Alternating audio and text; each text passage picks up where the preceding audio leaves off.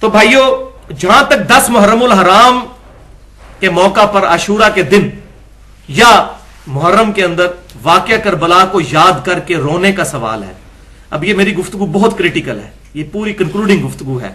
شاید اب اگلے سالوں میں اس طرح کے ایشوز کو ریزالو نہ کروں کیونکہ اب ریکارڈنگ میں آ چکے ہوئے ہیں. تو سیدنا حسین کے اس واقعے کو یاد کر کے اگر کوئی شخص روتا ہے یا کوئی پروگرام ارینج کرتا ہے اور اس میں وہ واقعہ یاد کروا کے لوگ روتے ہیں، اس میں کوئی قباحت نہیں بلکہ ثواب کا کام ہے، اور یہ میں اپنی طرف سے نہیں کہہ رہا، یہ خود نبی صلی اللہ علیہ وسلم کی سنت ہے. مسند امام احمد میں صحیح سند کے ساتھ جلد 1 صفحہ 85 پر انٹرنیشنل نمبر کے مطابق 648 نمبر حدیث ہے، صحیح سند کے ساتھ. سیدنا علی کہتے ہیں کہ ایک دن میں حضور صلی اللہ علیہ وسلم کی خدمت میں حاضر ہوا، آپ صلی اللہ علیہ وسلم کے چشمان کرم سے آنسو روا تھے اور حضرت حسین کو اپنی گود میں اٹھایا ہوا اور زار و قطار رو رہے. تو سیدنا علی کہتے ہیں کہ میں نے عرض کیا، اللہ کے رسول صلی اللہ علیہ وسلم، میرے ماں باپ آپ پر قربان، آپ کو کس نے غمناک کر دیا؟ اور تو آپ صلی اللہ علیہ وسلم نے فرمایا کہ ابھی ابھی جبرائیل علیہ السلام میرے پاس آئے تھے اور مجھے انہوں نے کہا کہ آپ اس بچے سے اتنا پیار کر رہے ہیں اور آپ کی امت اس کو فرات کے کنارے شہید کر دے گی. تو میں اپنے جذبات پر قابو نہ رکھ سکا اور میری آنکھوں سے آنسو جاری ہو گئے. تو واقعہ کربلا بھی ہوا نہیں اور نبی صلی اللہ علیہ وسلم کی مبارک چشمان کرم سے آنسو جاری ہوئے. اور یہ صرف اس واقعے کے وقت نہیں ہوئے، اس واقعے کے بعد بھی. آپ حیران ہوں گے کہ واقعے کے بعد کیسے، وہ بھی حدیث مسند امام احمد میں. مسند امام احمد میں صحیح سند کے ساتھ 2165 نمبر حدیث جلد 1 صفحہ 242. ابن عباس رضی اللہ تعالیٰ عنہ کہتے ہیں، اور اس حدیث نے میرا یہ سارے کا سارا معاملہ سیدھا کر دیا تھا، اور میں نے یہ اپنی نیت کر لی کہ میں نے فکر حسین کو زندہ کرنا ہے انشاءاللہ تعالی اس حدیث کے بعد. ابن عباس کہتے ہیں کہ نبی صلی اللہ علیہ وسلم ایک دن دوپہر کے وقت خواب میں مجھے ملے، بال بکھرے ہوئے، جسم پہ گرد لگی ہوئی، پرانگدہ حالت آپ صلی اللہ علیہ وسلم، پریشان، اور ہاتھ میں خون کی ایک شیشی اٹھائی ہوئی. تو ابن عباس کہتے ہیں میں نے کہا یا رسول اللہ صلی اللہ علیہ وسلم، میرے ماں باپ آپ پر قربان ہیں، یہ آپ کی کیا حالت ہے؟ اب یہ صحابی کا خواب ہے، وہابی کا، دیوبندی کا، بریلوی کا نہیں ہے.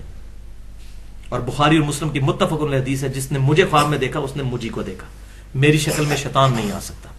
تو صحابہ کرام تو کنفرم حضور کی شکل کو پہچانتے تھے. یا رسول اللہ، میرے ماں باپ آپ پہ قربان، آپ کی کیا حالت ہو گئی ہے؟ حضور کی وفات کے 50 سال کے بعد یہ خواب دیکھ رہے ہیں ابن عباس. صحابی کا خواب ہے، وہابی کا نہیں ہے، یہ ذہن میں رکھیے گا. تو نبی صلی اللہ علیہ وسلم نے فرمایا کہ یہ حسین اور اس کے ساتھیوں کا خون ہے. میرے بچے حسین کو، ان کے ساتھیوں کو شہید کر دیا گیا کربلا میں، اور میں صبح سے ان کا خون جمع کر رہا ہوں. وہ کہتے ہیں میں کانپ کے اٹھا، میں نے وہ دن اور تاریخ نوٹ کی، اور بعد میں ظاہر ہے کہ اس وقت نہ تو جیو تھا، نہ دنیا ٹی وی تھا، نہ انٹرنیٹ موبائل تھا. بہت عرصے بعد خبر پہنچی کہ اسی دن 61 ہجری میں 10 محرم الحرام کے دن اسی وقت سیدنا حسین کو شہید کیا گیا تھا. کہتے میں نے یاد رکھا وہ دن، اور وہی دن تھا. تو اس میں یہ بات آئی کہ آپ صلی اللہ علیہ وسلم نے فرمایا کہ میں صبح سے ان کا خون جمع کر رہا ہوں. اس کا یہ مطلب نہ کوئی لے کے آپ صلی اللہ علیہ وسلم واقعہ کربلا میں آئے ہوئے تھے، یہ تمثیل ہے. جیسے صحیح بخاری میں آتا ہے کہ آپ صلی اللہ علیہ وسلم نے غزوہ احد سے پہلے ایک خواب دیکھا تھا کہ ان کے سامنے گائے ذبح ہو رہی ہے. تو آپ صلی اللہ علیہ وسلم فرمایا میں نے اس کی تعبیر یہ کی ہے کہ میرے صحابہ شہید ہوں گے اس جنگ میں. پہلے ہی پتہ چل گیا آپ صلی اللہ علیہ وسلم کو اللہ تعالیٰ کی طرف سے. تو اب گائے اور صحابہ کا کیا تعلق ہے؟ آپ کو کہ جی گائے تو وہ ہندوؤں کے نزدیک معتبر ہوتی ہے. تو یہ خواب کے معاملات بالکل ڈیفرنٹ ہوتے ہیں، یہ ایک تمثیل ہوتی ہے.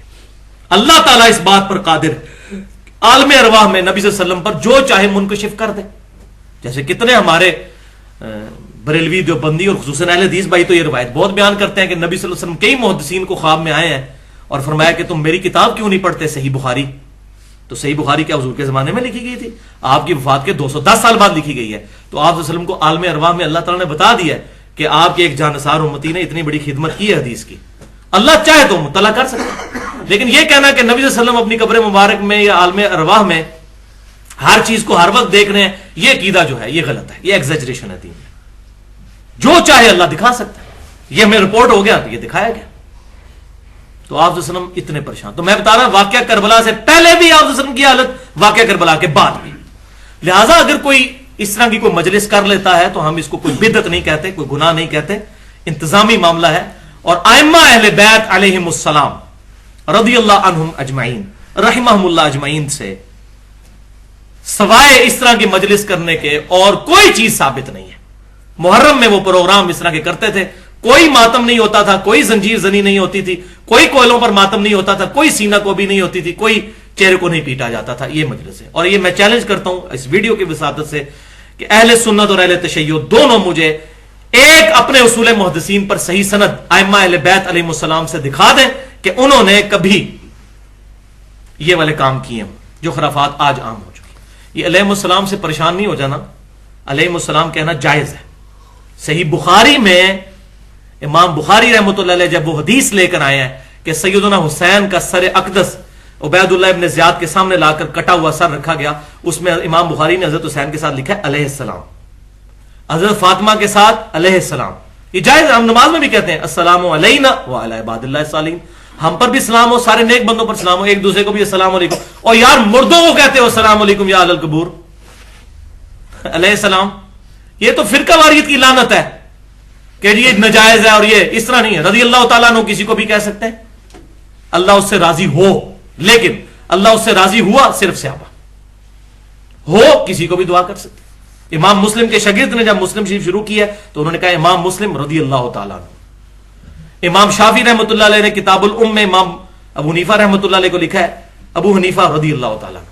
جائز ہے، کوئی مسئلہ نہیں. یہ میں کلیئر پہلے بھی کافی دفعہ کر چکا ہوں، لیکن بعض کا کوئی ایک ٹکڑا پکڑ کے نا تو چڑھا دیتے نیٹ پہ، دیکھو علی کس قسم کی باتیں کر رہے ہیں. تو میں اس لیے ساتھ ساتھ کلیئر کر رہا ہوں یہ باتیں.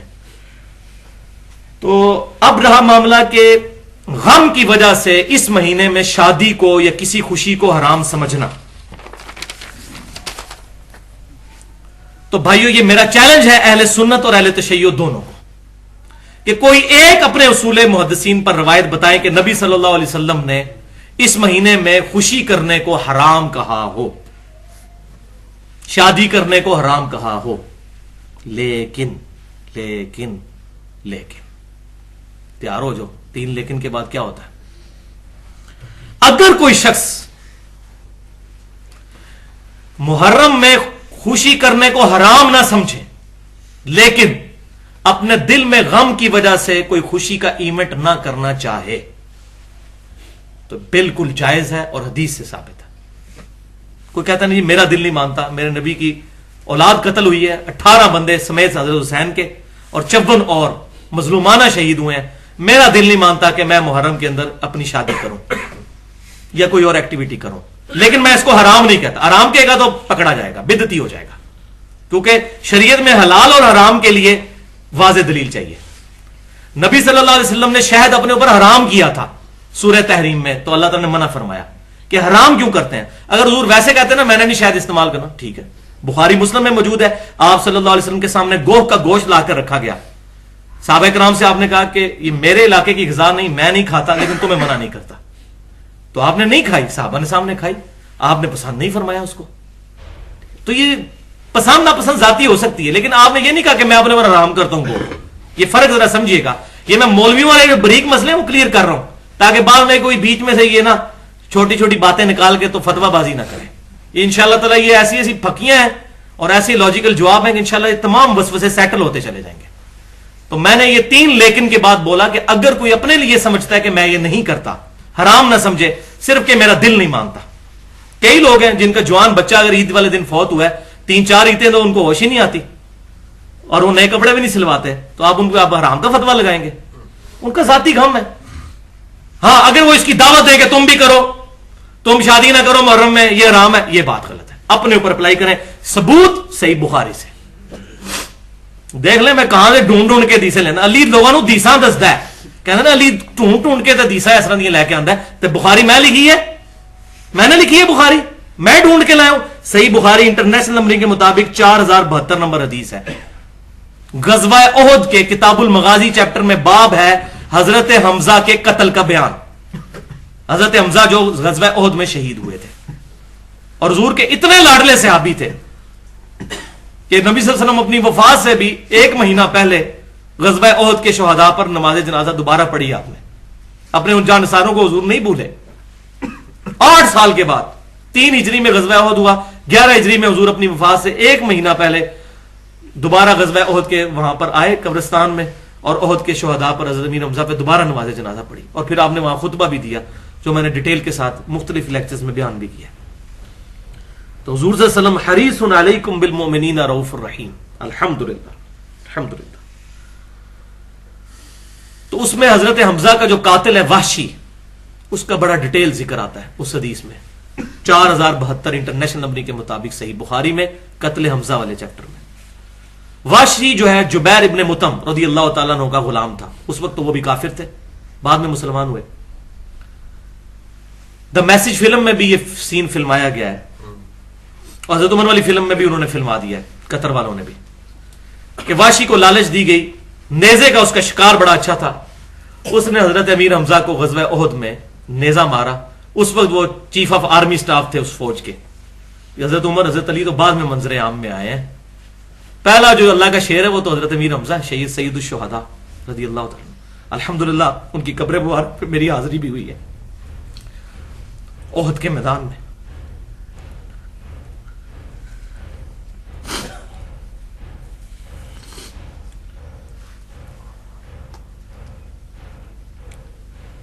تو وحشی نے حضرت حمزہ کو شہید کیا. تو جب اسلام مکہ فتح ہو گیا تو وحشی بھاگ کے طائف چلا گیا. طائف میں بنو ثقیف رہتے تھے, اور حضور نے دعا فرمائی تھی صحیح مسلم میں کہ مجھے امید ہے ان کی نسلوں میں ایسے لوگ پیدا ہوں گے. اور دیکھ لیں بنو ثقیف سے ہی عبید اللہ جو مختار ثقفی بھی بنو ثقیف سے ہے, اور محمد بن قاسم بھی بنو ثقیف سے ہے. اسلام پہنچ گیا وہاں تک. اور حجاج ابن یوسف بھی ہے, وہ حضور نے کہا تھا ظالم شخص بھی پیدا ہوگا. تو جب وہاں پہ اسلام پہنچا تو وحشی پھر اب سوچنے لگا میں کہاں بھاگ کر جاؤں. تو اس نے لوگوں سے بات کی کہ حضور سے میری سفارش کریں, میں اسلام قبول کرنے کے, ڈر کے اسلام قبول کیا, ڈر کے.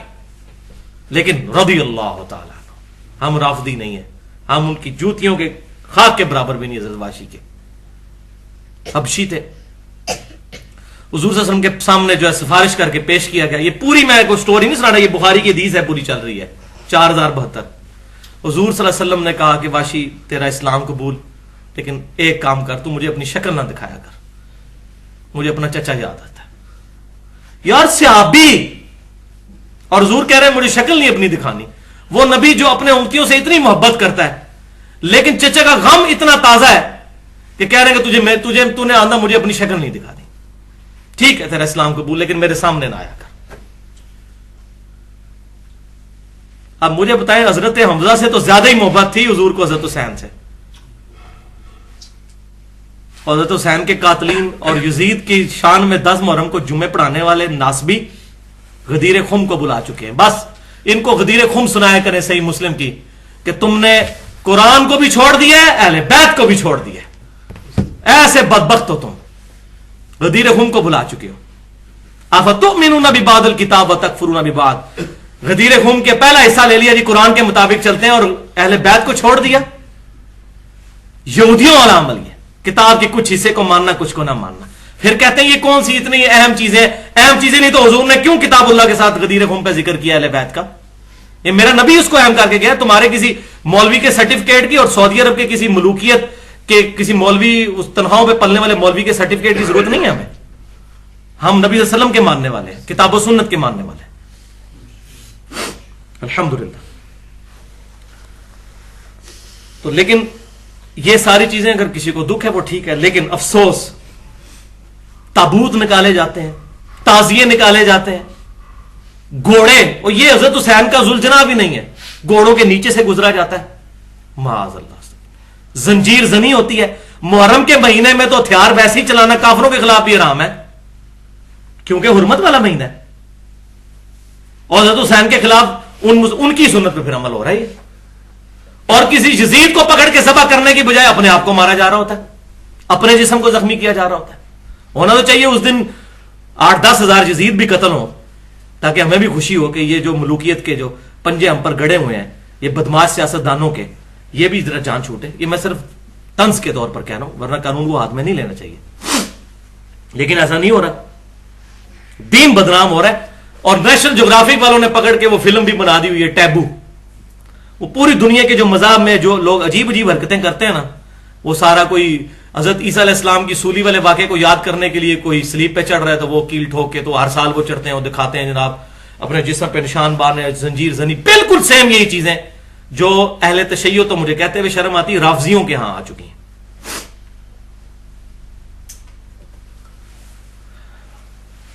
شرم کا مقام ہے, اسلام کی بدنامی ہو رہی پوری دنیا میں. اور میں نے گستاخانہ فلم والے لیکچر میں بھی کہا تھا, مسئلہ نمبر 49 والا, کہ ایک شیعہ عالم نے ٹی وی پہ آ کے یہ بات کہی تھی کہ یہ جو مسلمان توڑ پھوڑ کر رہے ہیں اور اپنی جائیداد کو نقصان پہنچا رہے ہیں, غیر مسلمانوں کو کیا امیج جاتا ہے کہ مسلمان کس قسم کے لوگ ہیں. تو میں نے اس میں جملہ ایڈ کیا تھا, بالکل آپ نے صحیح کہا, جب آپ اپنے آپ کو چھریاں مار رہے ہوتے ہیں اس وقت غیر مسلموں کو کیا امیج جاتا ہے. اور کوئلوں پر ماتم, کوئلے تو کربلا میں ہے ہی کوئی نہیں تھے, کوئلوں پر ماتم کر رہے ہوتے ہیں, اس وقت غیر مسلموں کو کیا امیج جاتا ہے کہ یہ اسلام ہے. کتنا غلط امیج جاتا ہے. اور واقعہ کربلا کی وہ جو میں نے شروع سے ایک جملہ بولتا آ رہا ہوں کہ سنیوں اور شیعوں دونوں نے بیڑا غرق کیا ہے واقعہ کربلا کی حرمت کا. اس سے جو سبق سیکھنا چاہیے تھا دونوں نے نہیں سیکھا. اس کا رخ ہی بالکل جو ہے وہ بدل کے, اور یہ سارا کا سارا وہ روٹی کا چکر ہے. مسئلہ نمبر 51, رزق حرام. یہاں میں یہ 3 حدیثیں آپ کو بیان کر دوں, بہت کریٹیکل ہیں. پہلی حدیث صحیح بخاری اور مسلم کی متفقن علیہ حدیث ہے, دونوں کتابوں میں. نبی صلی اللہ علیہ وسلم نے فرمایا, جس نے رخساروں کو پیٹا, گریبان کو پھاڑا اور جاہلیت کی سی پکار پکاری, وہ ہم میں سے ہے ہی نہیں ہے. ولیعوذ باللہ. دوسری حدیث بھی بخاری اور مسلم کی متفقن علیہ حدیث. رسول اللہ صلی اللہ علیہ وسلم کے بارے میں صحابی کہتے ہیں کہ آپ صلی اللہ علیہ وسلم مصیبت کے وقت چلانے والی عورتوں اور گریبان چاک کرنے والی عورتوں سے اعلان برات کر چکے ہوئے ہیں کہ میرا کوئی تعلق نہیں ایسوں کے ساتھ. تیسری حدیث صحیح مسلم میں کہ آپ صلی اللہ علیہ وسلم نے پہلے پیشن گوئی فرما دی کہ میری امت مسلمان ہو کر بھی 4 ایسے کام ہیں جاہلیت کے زمانے کے, یہ نہیں چھوڑے گی. نمبر 1, حسب نسب پر فخر کرنا کہ میں اونچے خاندان کا ہوں, یہ نہیں چھوڑے گی. اور یہ معذرت کے ساتھ یہ زیادہ تر سیدوں میں ہی آ چکا ہے. اور وہ کہتے ہیں اے امتیاں دی یہ گل ہے تو امتیاں دی یہ گل ہے. ہمیں امتی کہہ رہے ہوتے ہیں تو ہم تو بھائی آپ کے امتی تو نہیں ہیں, ہم نبی صلی اللہ علیہ وسلم کے امتی ہیں. امتی تو آپ بھی ہیں, ٹھیک ہے, آپ کا مرتبہ اگر آپ اوبیڈینٹ ہیں تو ہم سے بڑھ کر ہے, لیکن اوبیڈینٹ نہیں ہے پھر نہیں. دوسرا, نسب میں تان کرنا. ہمارے پنجاب میں تو بہت زیادہ رائج ہے, نائیاں دا منڈا ہے, لوہارا دا منڈا ہے, نسب میں تان کرنا کسی کے. نمبر 3, ستاروں کے ذریعے بارش طلب کرنا. یہ تو اب ٹی وی پہ آ رہا ہے, وہ ستارہ دیکھنے والے سابقہ لانے والے لوگوں کو بلایا ہوتا ہے, اور وہ جناب جو ہے وہ قرآن کی آیات پڑھ کے اس کا مطلب جو ہے وہ قرآن سورہ شورا میں جو آیت ہے کہ جو تمہیں مصیبت پہنچتی ہے فبما کسبت ایدیکم, یہ تمہارے ہاتھوں کی کمائی ہے کہ تم نے برے کرتوت کیے تو اللہ کی طرف سے عذاب آیا تم پہ. تو کہتا ہے یہ دیکھیں ہاتھوں کی کمائی ہے, یہ لکیروں کا ذکر ہے قرآن میں. یہ دیکھیں یہ جاہلوں کا حال, قرآن سے لکیریں ثابت کر رہے ہیں. اعلیٰ اس میں ہونا چاہیے تمہاری لکیروں کی وجہ سے, یہ نہیں ہے تمہارے ہاتھوں کی کمائی, یہ تو محاورہ ہے عرب کا. اور چوتھی چیز آپ صلی اللہ علیہ وسلم فرمایا نوحہ کرنا. یہ 4 جاہلیت کے کام میری امت کبھی نہیں چھوڑے گی. اور فرمایا نوحہ کرنے والی عورت, اسی صحیح مسلم کی حدیث میں, اگر توبہ کے بغیر مر گئی تو قیامت والے دن گندک کی قمیض اور خارش کی چادر اس پر ڈال دی جائے گی. ولیعوذ باللہ تعالی. اور یہ نہ سمجھیے گا کہ یہ صرف سنیوں کے ہاں حدیثیں ہیں, اہل تشیع کے ہاں اس سے بھی سخت حدیثیں ہیں. ابھی ٹائم نہیں ورنہ میں وہ بیان کر دیتا. وہاں تو تقریباً یہ ماتم اور یہ تمام کرنا کفر کے قریب ہے.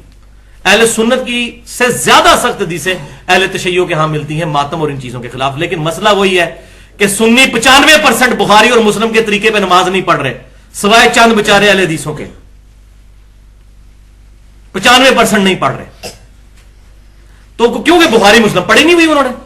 اسی طریقے سے اہل تشیع کے ہاں بھی انہوں نے اپنی کتابیں پڑھی کوئی نہیں ہوئی ہے, یہ تو ایران کی ریولوشن کے بعد آپ کچھ ترجمے کتابوں کے ہونے شروع ہیں، ورنہ تو ان میں تو زیادہ یہ جو بات مشہور ہے کہ قرآن حدیث ڈائریکٹ نہ پڑھو گمراہ ہو جاؤ گے، اہل تشیع کے ہاں تو قرآن پڑھنے کی اجازت ہی نہیں ہے ترجمے کے ساتھ. اس طرح بین کیا ہے مولوی نے قرآن کو، ادھر بھی کیا ہوا ہے. وَلِعَوْذُ بِاللَّهِ تَعَالَى. تو یہاں پر میں وہ بات بھی تلخ کر دوں جو پہلے بھی کافی دفعہ کر چکا ہوں کہ جو جلسے جلوس ہو رہے ہیں نا بھائیو، جلوس روڈز بلاک کر کے، ٹریفک کو بلاک کر کے، یہ جو انڈیا پاکستان کا گندا کلچر کہ جب تک ہم روڈ پہ نہیں آئیں گے ہمارا پروٹیسٹ ریکارڈ نہیں ہوگا، 8-10 مریض نہ مر جائیں جب تک جو ہے ایمبولینس کے اندر ٹریفک کے پھنس جانے کی وجہ سے. یہ مذاق نہیں ہے، ہم نے خود دیکھا ہے یہ چیزیں. کئی دفعہ تو عورتوں کی ڈلیوریاں جو ہے نا وہ رکشوں کے اندر یہ پاکستان میں ہو چکی ہیں، خبریں آ چکی ہیں صرف ٹریفک کے بلاک ہونے کی وجہ سے. کوئی اجازت نہیں ہونی چاہیے، نہ بریلویوں کو اجازت ہو 12 ربیع الاول کا جلوس نکالنے کی اوپنلی سڑک پہ. میں یہ نہیں کہہ رہا سرمنی منانے کی، وہ بات الگ ہے. نہ یہ ابھی جس طرح چند خوارج نے یکم محرم پہ حضرت عمر فاروق رضی اللہ تعالیٰ کا دن منایا ہے، ٹھیک ہے، اور 12 ربیع الاول کو وہ بدعت کہتے ہیں، یکم محرم منایا شیعوں کے بوس کی وجہ سے. یا شیعہ 10 محرم کے اوپر یہ جو کچھ کر رہے ہیں، کنٹرول انوائرمنٹ میں کسی گراؤنڈ میں اجازت دیں، اپنا پروٹیسٹ ریکارڈ کریں، جو مجلس کرنی ہے یا کوئی پروگرام کرنا ہے کسی مکتبہ فکر. اہل حدیثوں کو بھی کوئی اجازت نہ دی جائے کہ یہ جو ہے وہ حرمت رسول ریلیاں اور یہ جو یکجہتی کشمیر ریلیاں یہ جو گورنمنٹ نکلواتی ہے ایجنسیوں کے لوگ یہ کہ آپ نکالیں، یہ کام بالکل اجازت نہیں ہونی چاہیے. سڑکوں پہ کسی کو یہ تماشا کرنے کی کوئی اجازت نہیں ہونی چاہیے. کنٹرول انوائرمنٹ میں وہ بھائی خود کا حملہ آور جو ہے وہ حملہ کرے گا، فوجی مر جاتا ہے تو اس کی تو نسلیں سنور جاتی ہیں، نسلیں، اتنا پیسہ ملتا ہے. لیکن عام آدمی جب سڑک پہ مرتا ہے نا اس کے بچے بھوکے مر جاتے ہیں، ایک کمانے والا ہوتا ہے. تو فوجیوں کو تو پھر بھی پیسے مل جانے ہیں مرنے کے، مویا 1.25 لاکھ دا جس کو کہتے ہیں، زندہ لاکھ دا تے مویا 1.25 لاکھ. آپ کو کسی نے کچھ نہیں دینا، غریب عوام مر رہی ہے اور وہ دشمن ان چیزوں سے فائدہ اٹھا رہا ہے. کوئی اجازت نہیں ہونی چاہیے. اور یہ کوئی اسلام کی طرف سے obligation تو ہے نہیں کہ آپ نے ضروری ہے جلسے جلوس کرنے ہیں، یہ آپ نے خود سے چیزیں ایڈ کی ہیں. تو اس طرح کی جو ایکٹیویٹیز میں ان کو بدعت نہیں کہتا، بدعت نہیں کہتا، میں زیادہ کہتا ہوں ثابت نہیں ہے. اور میں خود کرنے کا اس طریقے سے مینج فارم میں قائل نہیں ہوں. ہاں کوئی اس طریقے سے کبھی کبھار اس طرح کے موقع کے اوپر کتاب و سنت کی لوگوں کو تعلیم دے، صحیح انٹینٹ، وہ تو جائز ہے. یہ اجتہادی مسئلہ ہے، فتویٰ بازی ہم کسی پر نہیں کرتے.